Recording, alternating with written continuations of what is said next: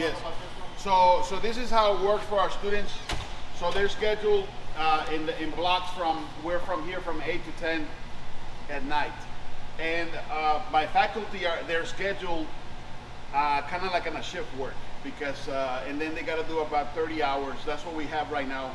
There's no SOS or SOP that tells us. It's just something that we came up or the administration came up with and said, okay, we're gonna do 30 hours of lab time. That means that they're on the floor 30 hours and then 10 hours they're doing office hours, office work. All the faculty are, we all have now laptops, so what we can do is grade out here instead of coming back. Only one of my faculty doesn't have a laptop. You got to go back to the classroom and grade that lab and stuff. But when they come in, now I just heard from IT right now today that this is probably going away because it never really worked. This is a Raspberry Pi, be a touch screen. The student will come in, slide their ID card. It will give them their 4 courses, right? And then they will sign in for one of the courses that we're going to be doing, right? So I was saying earlier, they sign up for 4 classes for the semester. The way we're working it here in Harlingen is we want them to do 2 courses, and they go in sequence by the degree plan. They're doing 2 courses for 7.5 weeks. We want them to get those out of the way, and then they work on the other 2 courses.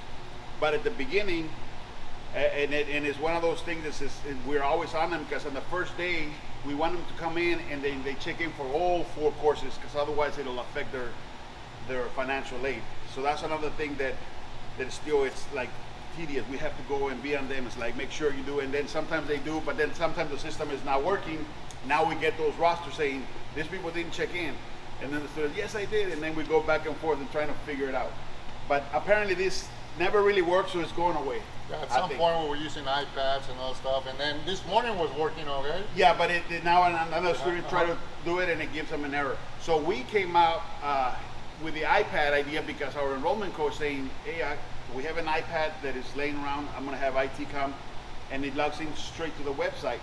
So we got another iPad with a budget at the end of the budget, and which is the one right behind. So that's what they're using right now. And we have another one on order. We already have the stand. So now we're going to be using 2 iPads for them to come in and they check in and they check into the course. And then before they leave, they got to check out because that keeps the attendance and that way we can justify that they're doing the lab hours, right? So they are supposed to be here for lab only. And as I was saying before, students, they're not all of them, a good majority, about it, maybe 60-70% are not doing their stuff at home. So they come in and they're like, well, I don't know where I'm at, and so we let them do coursework here, right? Right now we're able to do it because the only classroom that we have is the computer lab, right? So when all this was designed about 3-4 years ago, I lose track of time now because we lost 2 years with the pandemic, but we were under construction here, so we were working. This doesn't look nothing at what we had before. It had rooms here. It was just a maze and stuff. So we were working on one side of the house, and then the other side was being constructed, and then we switched. So we were here in the good weather of South Texas, no air conditioning for 3 months. So my faculty, we were sweating. So the students were. It was real training for the students. Yeah, real training. No air conditioning because the air conditioning was down, right? So 100-degree weather, 80% humidity. They didn't, they're pretty good. And then they're like, well, we're air conditioning. How come we don't have air conditioning? Well, it's irony of our job, right? But anyways, so the everything got built, and the iPads, like I said, they weren't working. So I mean, this weren't working. Now we have this iPad. So now after we go to that, they come in, they check in, right? And then they come and do their coursework or their lab. Now they weren't ready, and the first one that they said, okay, the fall 2021, they weren't showing up because the message was, okay, this is self-paced, and then it's self-guided and all that. But the student was like, oh, well, I'm not ready, so I'm not going to go. So they will wait for 2-3 weeks, and then they said, no, everybody comes in and you sit them in a classroom and you go over some of the stuff. Well, we don't have no classrooms because this is how it was designed. So that was the other part, and so now, but we still let them use, now that the LRC is open, so now they can go to the LRC and all that other stuff, so it's a lot better. But yeah, at first it was kind of hard. So now we make them come in, and we say, hey, and then that's what the mentor is doing, like, hey, you missed 2 days, well, I'm not, well, you still need to come in and figure out what do you need help with. So that's when they come in, and then we do those enhanced lectures, mini lectures, you know, that we're not really supposed to be doing, because the plan was for us to have everything in line, but we got to attend to our students, and so we do what we have to do to get them so they learn, right? And so the idea is for them to come in, they check in through the class, they let the instructor know I'm here to do module 1, lab 1 of this class, right? And they come in, we give them the lab, another student comes in for a different lab, and we set them up, and they go to the trainer, the specific trainer that they got to do, and we tell them, you know. So we have, you know, we're always on top of them, because students, they want to come in, do a lab, and go home. And we're like, you got 2 hours to do this training, and some students, after a while, they start, you know, they start getting used to, you know, doing the 2 hours, using their time wisely so they can learn, you know. And like I said, definitely it's been a big improvement. Every semester it's just been improving, right, on what we do. There's still a lot of work on the cleanup that we have to do for our courses. But yeah, it's, like I said, after I saw that video that they shot, you know, for us, and it was totally different than what we had, we kind of started getting the confidence back and said, okay, it's gonna be good, right? That video was pretty good. Nothing what that recording was about, you know, and so it was pretty good. So we could see the difference, and that's been my thing since the beginning. That was the focus. That's what I envisioned that our videos was gonna be. But unfortunately, we were left alone for a while. You know, we were like doing our own thing, and you know, it didn't look great, and now it's getting better. But our students are more engaged, more focused. Like I said, and I have a great team. My guys are, you know, they bend over backwards for students. Like I said, now we ask them for them to write down what they're not understanding. Take us, and then we take them to, okay, what part of the video, and then we find out, oh, I really didn't watch the video, and you know, which we know it's happening, but we have to ask them. So this is our commercial lab. Like I said, this is where they learn about commercial air conditioning. That lab is in all campuses. Somebody earlier asked the question, are all these labs the same across? And they're basically kind of same across the state. They're just different. The only place I've been to is I've been to Red Oak, but this is way before the pandemic. So their lab space wasn't that big. I haven't really been to Fort Bend, but this is kind of some of the concept that they had in Fort Bend. But I've been to Waco. Waco is, you know, I think it's the biggest building than ours and stuff. But so this is the TMB lab where they do testing and balancing. So that right there, that area represents a chilled water system. How we cool the campus, right, with chilled water. We have on that side we have refrigeration. These are commercial refrigerators, where we teach them about, you know, restaurant ice makers, freezer, stuff like that. Those are trainers where they troubleshoot. You know, they learn how to wire and troubleshoot. Is this what you do? You record lectures?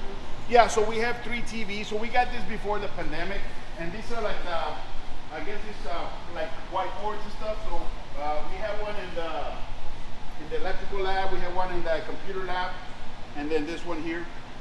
So this is where we go in, and so what we're trying to do is we try to ask the students who's doing the same class, right? And that's why it's kind of hard for us, because on the roster that I can print, it doesn't really have what class, because they could be doing either or of the 2 classes, right? Because it says, if the student says, oh, I'm done with 1301, right, and I finished my block time, well, he could, at that block time, he could be doing 1307 now. So now that switched them to a different lab. Because 1307, we do in this lab with this commercial trainers right here. 1301, we do on that side. So I try to have one faculty on each side.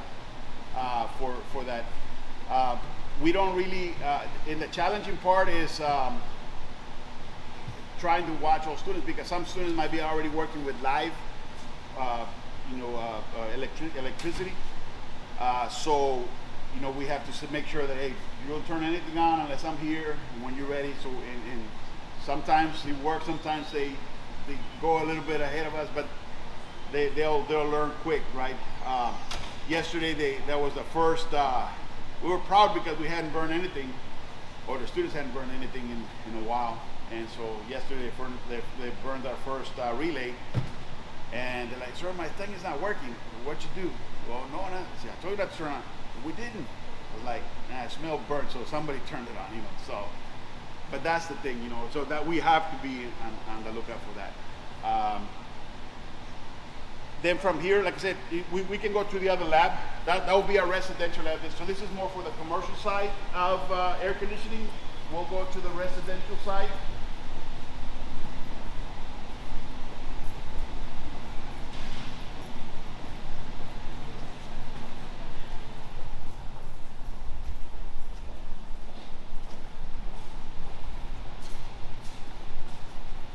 So right now, I have one of my instructors. He's going over a lecture on that TV, like the TV, that whiteboard. So there's a student there trying to do a lab, and he's going over. So we don't have no more blackboards or whiteboards. So we using those. That was a big plus for us too. That's the electricals. What we teach the students: electrical, basic electricity, controls. All those components are what's inside of these equipment, right? So we go over, we teach them the basics and how to work with electricity. We also do a little bit of ductboard for the installation and startup class. So we teach them how to do that. Now, they're not gonna be 100% perfect, because it's a lot of work, so there's so many fields that they can do in HVAC, right? But we introduce them to all the things about HVAC. This is what you will find here in most residential homes. This is the split system that you probably have them in your homes. This is the residential air conditioning with electric heating. On that side, we have gas furnaces. Although we live in the south, and it gets cold here. It gets to 50 degrees, so we have to wear jackets and gloves and all that stuff, right? Because 50 degrees. They make fun of me when I go to Waco, because they always ask me, "Do you even own a jacket?" And I'm like, "Yes, it gets to 50 degrees down here." So I hate the cold, right? So this is the gas furnaces. We still have some installed down here, so we teach them about that. And on the back is some heat pumps. Now we still have a little bit of mess because we were in that process of the construction, and it was crazy how a lot of the stuff, like half of the stuff that was in here, we had to get rid of. Stuff that we didn't use for class, but it was amazing what we had here in this building, and now it doesn't fit back. It doesn't, like, where do those stuff? We did a lot of housekeeping. We've been doing that for the past 3 months. So that's been another added challenge, because from here we got to go back and everybody's doing that across, right? But yeah, so it's been crazy. So hopefully here within a few more months we get to straighten everything up for. Is there any other questions, any concerns, any feedback? Would it be helpful if you gave the students a quiz after each, like only had 2 or 3 questions after each video? Yes, so Yeah, that that's what was. we do stuff like that. Now in Canvas, now it's getting better, but there's still I think there's still a lot of work. And like I said, Moodle. I used to bug them all the time, and that's how I learned Moodle, by bugging them, right? And so we learned Moodle, and we could do some of that stuff in Moodle, but Canvas is a little different, and we don't have, like I said, the full range of Canvas. So there's stuff that I really don't know, how to fix, or we don't have access to fix. And that was my pet peeve on like some of the quizzes, that either transferred wrong or it was the wrong answer. And I keep telling people that I should be able to go in there and put the right, like in Moodle, I would put the right answer if this is, we mark the wrong answer, so we just fix it, because the student wants to see that he mastered that question, right? Not that it's wrong and I'm gonna give it to you, you know. So he thinking like, oh, you give him it. And I said, no, that's the way it is. See it on the screen. But on the videos, that was the plan, and not all videos have that. But that would be the best thing to do is every video, no matter how short it is, should have some questions before you move on, because that way we know at least they watched the video, right? And we keep stressing to the students, the video is only an overview of what you're supposed to read. And I think one of the things that we need to, you know, I know some other faculty might not agree that why make them read a whole chapter or this and that. So because on some of the content we only have, oh, this LO pertains to this section of this book. But sometimes that section of the book doesn't make sense unless they read the whole chapter. And I know it's challenging because the students are not doing it on their own. I mean, we have about 10, 12 students that are doing what they're supposed, like before we went to this PBE or the pandemic, we always had those 10, 12 students that no matter how you teach them, they're gonna take notes, they're gonna read the book. And then there were the different ages, you know, and a lot of people say, oh, maybe it was the young kid, maybe it was the older. It's always been, you know, the different age groups that are doing that. It's just, I guess, in that person that wants to do that, who wants to learn it. But yeah, that'll be the thing to do is every video you put in there, it has to have some questions after it. So we know that they have to. And I keep telling people, because in our trainings that we do, I don't know if some of you have taken the trainings, but the trainings that you do, you watch a video and then there's a question about, and it's like, why can't we do that in our, you know, in school? But you know, I don't know, I didn't know how to do that. And on campus, of course, like I said, we don't do that anymore. But I don't know if the plan is for us to one day, once you guys are done with, I guess, with HVAC, that okay, HVAC, now you run, you know, and I keep telling people, it's like, we're not gonna change anything, you know. And I think that was the, I guess because we're HVAC, they were afraid that we were gonna go and change things, right? No, but I understand sometimes that it's, you know, it's hard to do that. But that's the only, I think, out of everything, that's some of the stuff that we still gotta clean up. Some of the challenges that I've seen. The other thing that, if somehow we can create some type of rosters and stuff like that to make it easier for us, you know, for the enrollment coach, like I said, because everything right now is done manually, so we have to, like now, before I used to go to a class and then just print a roster from colleague. Eventually colleague, I think, is gonna go away, so I could go print a roster and figure out, you know, how many students I had in that classroom.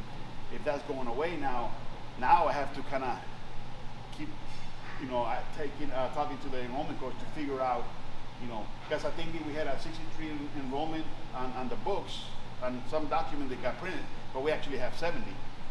So 7 students somewhere are missing from somewhere, but we know that we have them because our enrollment coach keeps track of that manually, right? So that's the other thing, because we don't really know, like I said, any block time, the students come in and we have to ask them, what are you working on? Because we don't know what they're working on, you know? And that kind of makes it a little bit hard for us faculty to keep track of that. So even though they plug in their ID or the yeah, software because or whatever, they plug in the course they're going to be working on, once they go, you're not going to know what they're working on unless you ask them. Unless I see what class they or you go to Canvas. Or I go to Canvas and figure out if or the attendance, because it'll be on the A+ attendance, but I will have to go in there and pull a roster in the A attendance, who signed in for this class, you know, because like I said, there's 8 to 10 blocks, right? 2-hour blocks, I think is what, 6 blocks per day, you know, from Monday to Thursday, and then Friday we only doing 8 to 3. So the roster, my class roster is gonna be like say 40 students, or on colleague, but that doesn't mean that they're coming, because there's a time, because of colleague we have to put a time when they register, but that doesn't mean that that's the class or the block that they're taking, right? So that's why we can't. We keep track of it manually. We have to keep it manually. We can't go by that roster. That roster only gives us a number.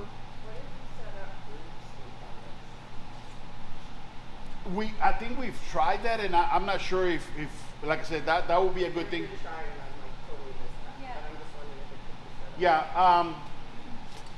Yeah, that will be. I don't know what there was a challenge with that at one time because they were trying to do like the deadlines, but you would have to create the different blocks. But like I said, so in like my 1301 class, they could be in so many blocks that I probably could have 10, 12 groups. Two students per group or one student per group. So that would be, There was an access problem where people were able to get into groups that they weren't meant to get into. I think was what that was, if I remember that correctly. Like there was Yeah. the deadlines were different, how to set up the different deadlines for the different groups. Yeah, it was like, yeah.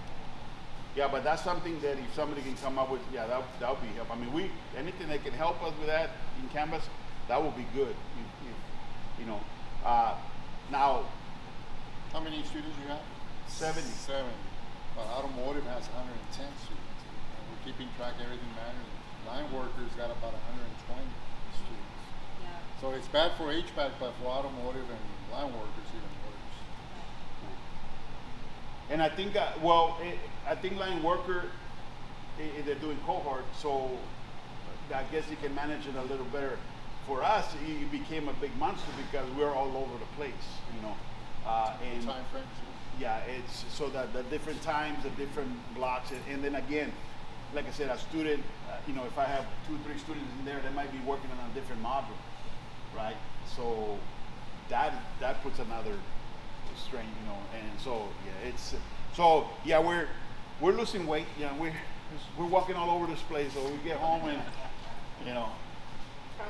we're beating up our wives. No, just kidding.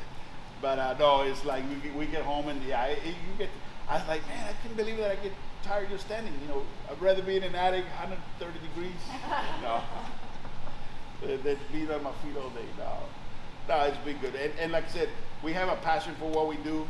My guys, they over, step up every challenge, and we just keep on going and keep on, But our thing is, we love our industry, and and we want to make sure that we get trained. We have a reputation in Harlingen and across the state. Our HVAC program has always been a good program, hands-on.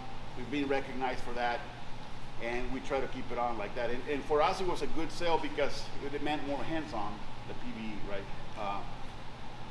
We knew there was going to be challenges, but until you go through it, then you see like, yeah, there's a real challenges, But yeah, we want to keep our reputation of producing good students that go out there in the hands-on. Thank you, Mr. Carrera. Any more questions, concerns? We're good? Well, yes. Good Thank job, you. Mr. Carrera. Appreciate it. Thank you so much. And whenever you're in town, whenever you want to come and visit, some of you guys got my card. Just give me a holler, just as a courtesy, and I'll set up whatever appointment, whoever you got to talk to and stuff like that. We'll make it happen. All right? We'll make it happen. Yeah. All right? Thank you for your time. Thank you. Enjoy the island.